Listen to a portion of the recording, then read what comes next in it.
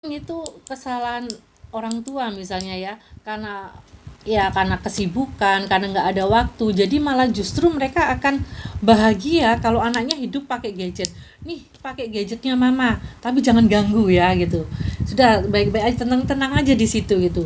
Nah, itu bahaya, ibunya melakukan aktivitas yang lain, anaknya dikasih gadget, suruh mengeksplor seluas-luasnya internet. Nah, itu yang bahayanya. Kita tidak mempunyai waktu untuk memberikan kegiatan yang menyenangkan gitu. Jadi berikan anak-anak kita itu kalau bisa satu hari itu mereka berkegiatan di luar gitu.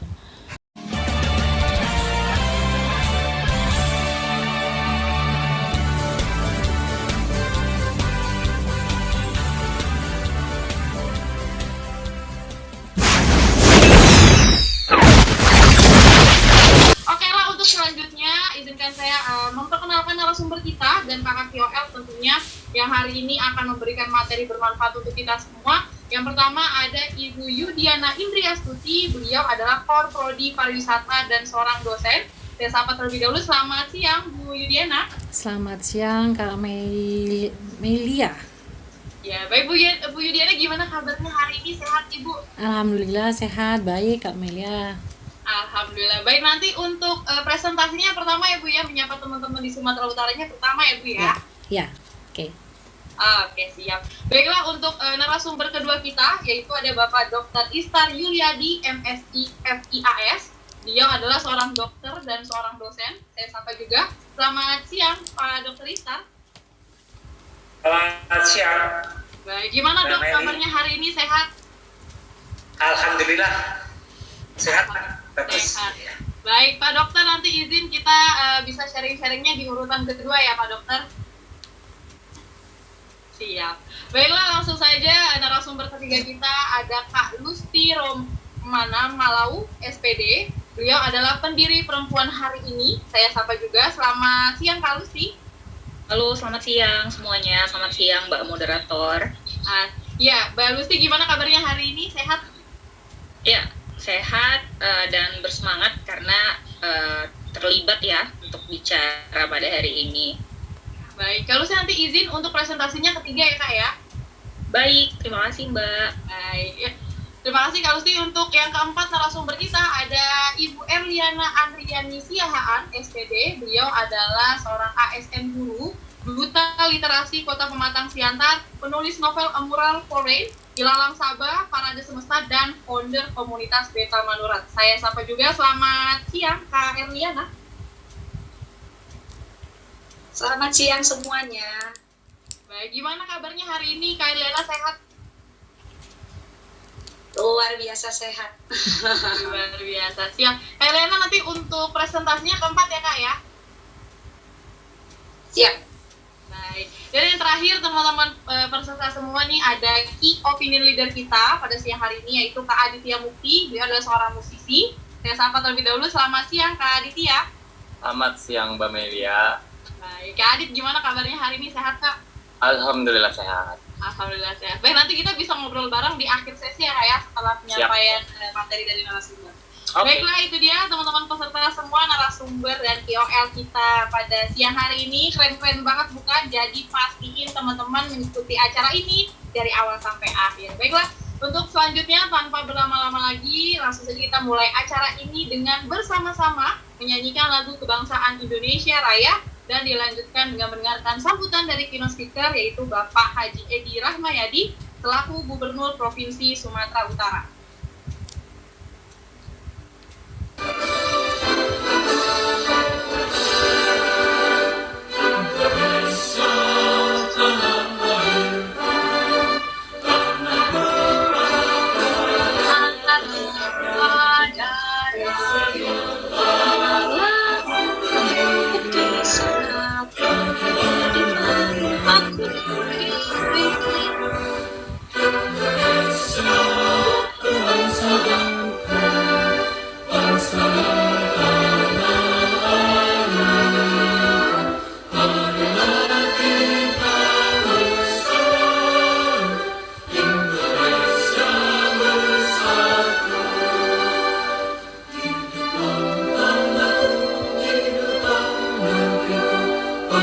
rakyatku semua, bangunlah jiwanya, bangunlah badannya untuk Indonesia Raya. Indonesia Raya, merdeka, merdeka, tanahku negeriku yang ku cinta. Indonesia Raya, merdeka, merdeka, hiduplah Indonesia Raya.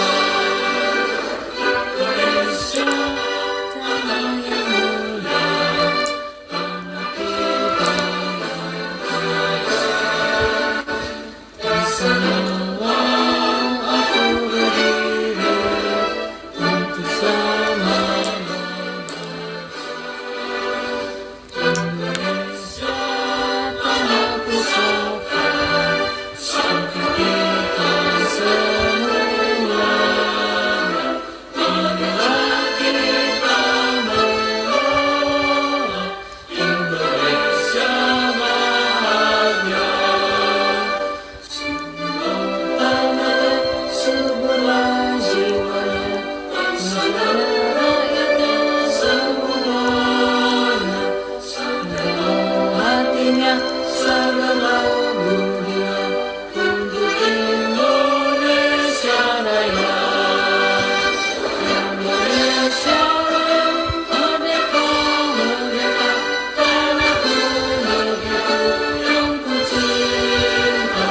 Indonesia Raya, merdeka, merdeka, hiduplah Indonesia Raya. Indonesia, tanah yang suci, tanah kita yang sayang. Sanalah aku berdiri, jaga ibu sejati. Indonesia, tanah bersejarah, tanah yang aku sayang. Marilah kita berjanji, Indonesia abadi. Selamatlah rakyatnya, selamatlah putranya, pulaunya, lautnya, semuanya. Majulah negerinya, majulah pandunya untuk Indonesia Raya. Indonesia Raya, merdeka, merdeka, tanahku negeriku yang ku cinta. Indonesia Raya, merdeka, merdeka, hiduplah Indonesia Raya. Indonesia Raya, merdeka, merdeka, hidupku negeriku yang ku cinta. Indonesia Raya, merdeka, merdeka, hiduplah Indonesia Raya.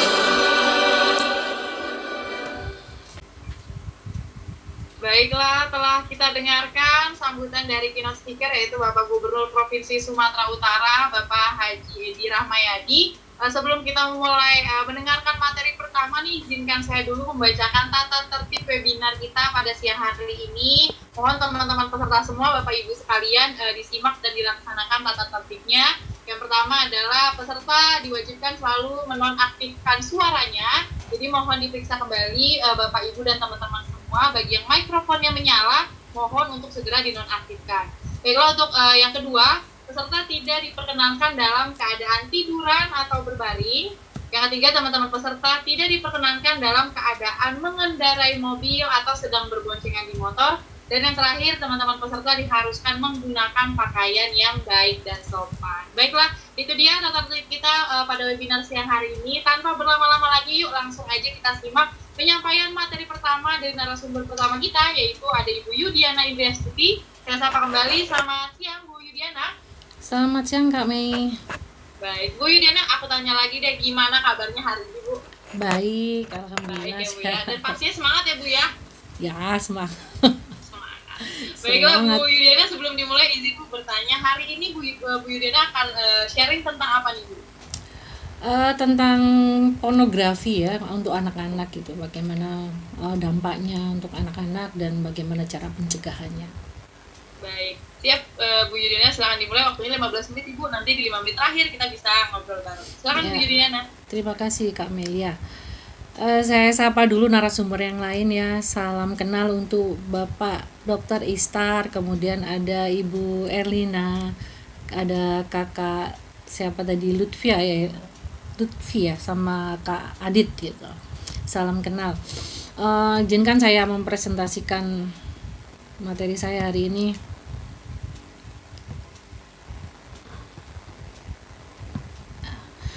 Tema pornografi itu tema yang menyenangkan untuk dibahas gitu ya, di segala cuaca itu, apalagi di cuaca siang yang panas, jam-jam yang mengantuk ini, jam 1 siang gitu. Pornografi di ruang digital itu seperti kita ketahui bersama sangat marak ya, banyak dan mudah diakses untuk segala usia. Jadi jangan kaget kalau anak-anak kita, adik-adik kita itu kadang tanpa mereka mengaksesnya itu sudah berseliweran gitu, seperti iklan berjalan ya. Dan terutama anak-anak itu akan sangat kritis ya dengan curiosity mereka yang butuh banyak informasi. Itu jangan, kita sebagai orang tua, sebagai senior, sebagai kakak itu jangan terkejut kalau mereka bertanya yang membuat kita kaget gitu ya. Jadi orang tua sekarang itu nggak boleh kagetan gitu. Jadi anak saya waktu masih umur berapa ya, masih umur sekitar 5 tahun itu, marak-maraknya penggunaan gadget. Anak saya nggak pegang gadget sih, cuman kalau pakai laptop itu kan suka keluar itu iklan-iklan berjalan nggak jelas itu. Suatu saat dia nanya ke saya, itu bagaimana ya caranya kok bisa ciuman tuh sampai muter-muter kayak gitu ya gitu. Nah, kalau kita sebagai orang tua diberi pertanyaan seperti itu, pasti akan sangat tidak siap gitu ya, bingung antara mau ketawa dengan pertanyaannya atau kita akan menjelaskannya dengan memarahinya atau dengan mengedukasinya dengan baik. Tuh. Sebelum saya lanjutkan materi, saya perkenalkan dulu, nama saya Yudiana Indrastuti gitu ya. Saya dosen di UPN Veteran Jawa Timur. Di major saya Ilmu Komunikasi, saya S1-nya di UPN, kemudian S2-nya di UI dan S3-nya di Unpad. Mengajar Ilmu Komunikasi dan dipercaya untuk mengelola jurusan pariwisata itu, jadi korporat di pariwisata gitu. Hobi saya di sosial media itu pamer foto jalan-jalan.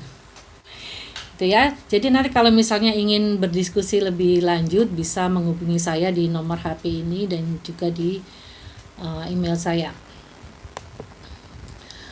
Oke, pornografi itu sangat banyak kita temukan di internet, yang akhirnya nanti akan menjadikan anak-anak kita ya menjadi kecanduan yang namanya internet ini. Kalau dalam dunia pengetahuan itu disebut adiksi internet. Nanti mungkin Dr. Istar akan mengupas lebih banyak lagi. Jadi orang yang kecanduan internet itu dia akan selalu menghabiskan banyak waktunya di internet. Dia nggak akan lepas dari internet. Kalau jauh dari internet itu sudah panik dia, sudah nggak mood ngapa-ngapain gitu.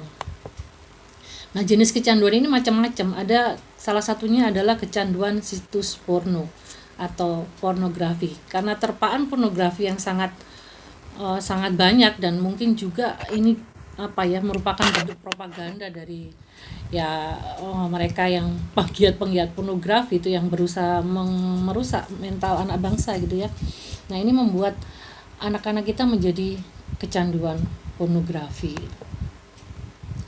Nah, ini berdasarkan data hampir 90% anak-anak itu terpapar pornografi ketika mereka berusia 11 tahun itu ya. Ini anak-anak generasi sekarang ya, generasi tahun 2010 awal, kalau 11 tahun ya, ada 25.000 itu mereka beraktivitas pornografi di internet setiap harinya gitu.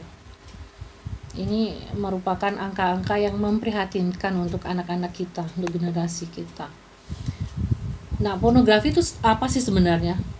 Apapun itu yang merupakan gambar, sketsa, ilustrasi, foto, tulisan, suara, gambar yang nggak bergerak maupun bergerak, yang itu menunjukkan sesuatu yang bersifat pencabulan, eksploitasi seksual, dan melanggar norma dalam masyarakat, itu adalah bentuk dari pornografi. Nah, bagaimana kita mengindikasi anak kita itu kecanduan pornografi atau tidak? Itu bisa dilihat dari tanda-tandanya itu ya. Yang pertama, suka menyendiri ya. Menyendirinya juga nggak seperti ilustrasi ini juga ya, ini terlalu lebih. Menyendirinya mungkin di kamarnya sendiri main gadget gitu, atau banyak melamun. Dia memisahkan diri dari, nggak mau bermain dengan teman-temannya. Itu patut untuk diwaspadai. Kemudian yang kedua, mudah marah dan tersinggung ya, karena dia merasa sebenarnya dia punya rasa kalau nonton begitu itu sebenarnya nggak pantas gitu. Nah, karena takut dia ketahuan ada temennya yang tahu dia nonton atau mengakses pornografi itu, jadi dia overprotect terhadap dirinya sendiri supaya dia nggak ketahuan gitu kalau mengakses itu, sehingga dia mudah marah dan tersinggung. Kemudian anak yang kecanduan pornografi ini dia juga tidak bisa mengontrol dirinya untuk tidak mengakses pornografi, karena sudah yang namanya kecanduan, sering terpapar pornografi ya, kayaknya kalau nggak buka situs yang berhubungan dengan pornografi itu yang mungkin dia sakau gitu ya, udah nggak enak semua badannya gitu. Kemudian pikirannya kacau, tidak fokus gitu. Kalau ada tugas dari sekolahan dia sering lupa atau bahkan tidak konsentrasi gitu. Diajak ngomong A, jawabnya ke B. Nah, itu tanda-tanda bahwa ada sesuatu yang salah dengan anak-anak kita gitu.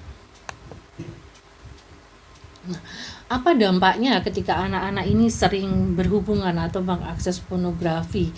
Yang pertama, dampaknya itu akan berpengaruh pada kerusakan jaringan otak gitu ya. Mereka yang banyak mengkonsumsi pornografi digambarkan di salah satu situs di internet itu otaknya jadi kecil gitu ya. Makanya saya kalau nakutin anak saya, kamu kalau ini sering nonton pornografi nih ya, ini lihat susunan otak itu seperti ini, nanti lama-lama otakmu jadi kecil, kamu nggak bisa ngapa-ngapain gitu. Akhirnya dia ketakutan sendiri. Itu cara saya untuk mengedukasi anak supaya otaknya itu tidak diisi atau di entry dengan informasi-informasi yang berbau pornografi. Kemudian terjadi penyimpangan perilaku. Penyimpangan perilaku ini bahwa anak-anak itu kalau sering terpapar, dia lama-lama akan meniru ya, karena sifat anak-anak itu mudah terimitasi gitu, meniru. Akhirnya dia lama-lama juga bisa berperilaku seperti itu, menjadi hyper, misalnya melakukan pelecehan seksual terhadap teman-temannya gitu, yang akhirnya dia merendahkan martabat perempuan, karena pornografi di situ yang dia tonton mesti korbannya perempuan gitu, jadi mereka boleh melakukan seperti itu terhadap semua perempuan gitu. Kemudian dampak pornografi pada anak itu penurunan kinerja ya. Dia pengennya cepat mengakses saja, tidak mau mengerjakan yang lainnya gitu.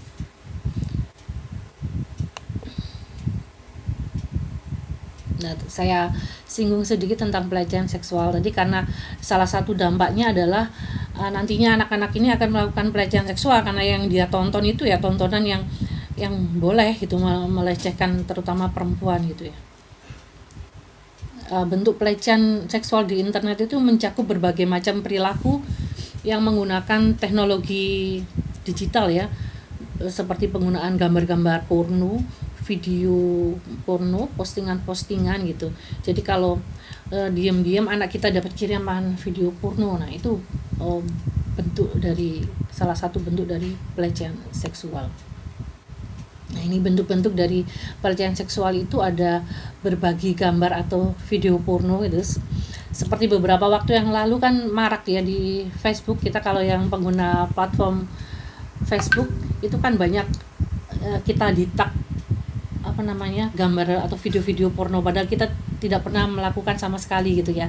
Nanti kalau kita penasaran, kita klik, akhirnya kita akan sama dengan menyebarkan gambar-gambar atau video-video itu ke teman-teman kita yang lainnya yang ada di dalam pertemanan kita di Facebook.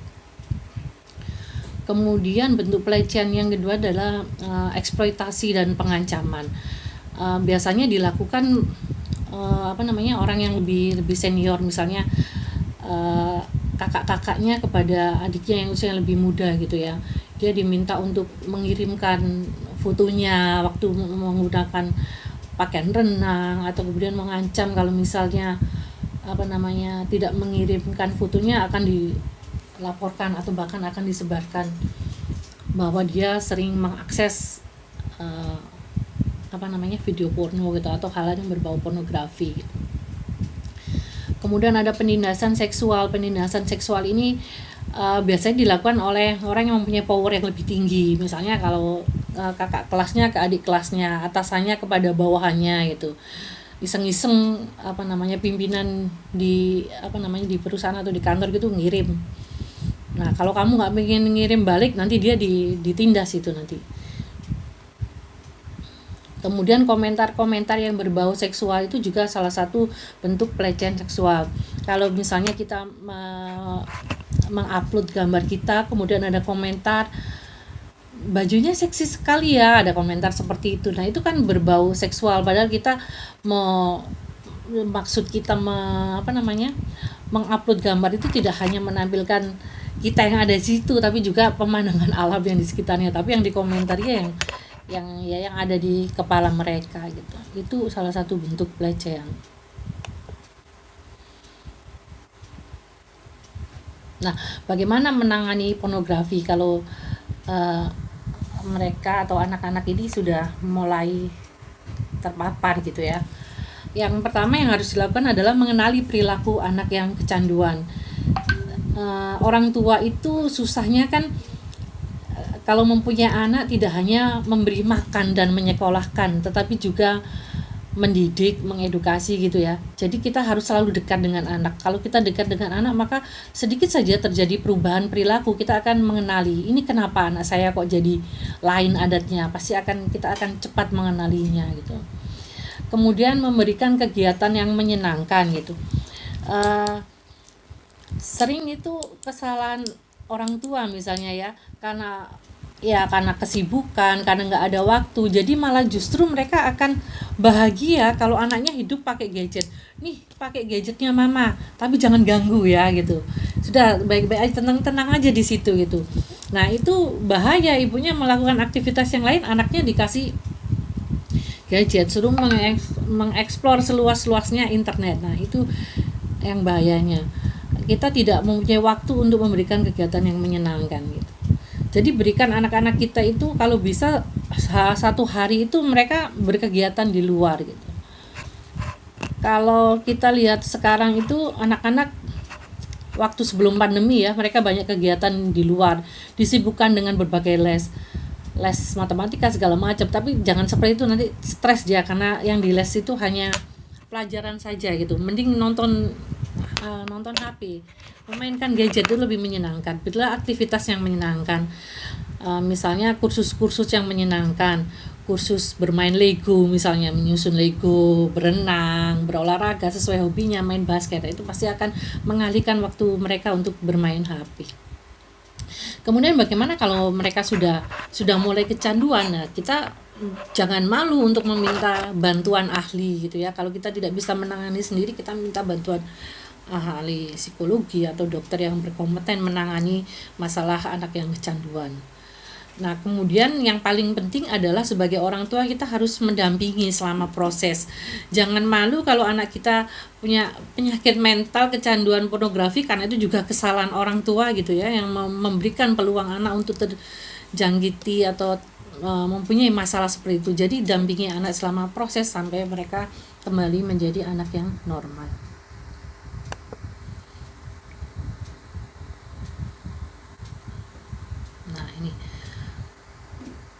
Nah, bagaimana kita mencegah anak supaya tidak terpapar atau lagi sampai kecanduan pornografi.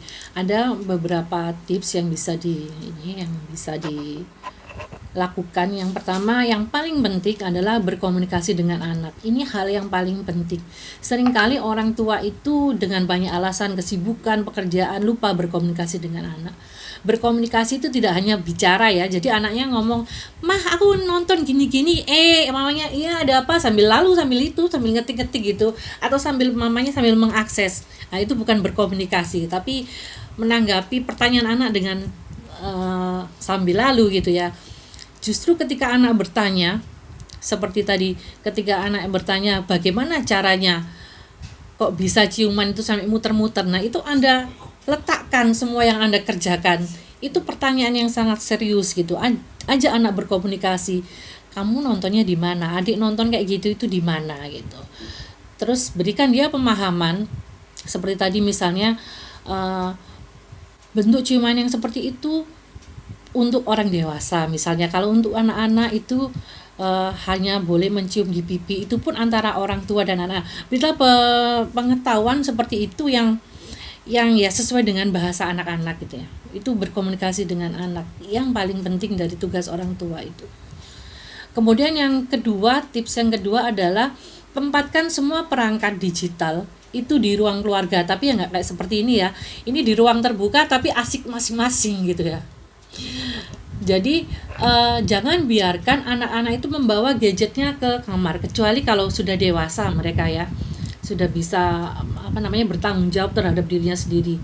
Anak-anak yang masih di bawah umur itu harus bermain HP, bermain komputer, bermain game, itu semua harus di ruang yang terbuka, di ruang keluarga, di mana orang tua mempunyai akses untuk mengawasinya, itu sangat terbuka. Jadi anak pun kalau mau membuka situs pornografi itu mikir-mikir, ini ada bapaknya sama ibunya, nggak mungkin dia akan sembarangan membuka. Itu salah satu bentuk pencegahannya ya, walaupun kita nggak tahu nanti kalau di luar mereka juga bisa mengakses di mana saja pakai HP temannya, tapi setidaknya di dalam rumah kita membentengi anak-anak kita dengan perilaku ini, menempatkan perangkat digital di ruang keluarga.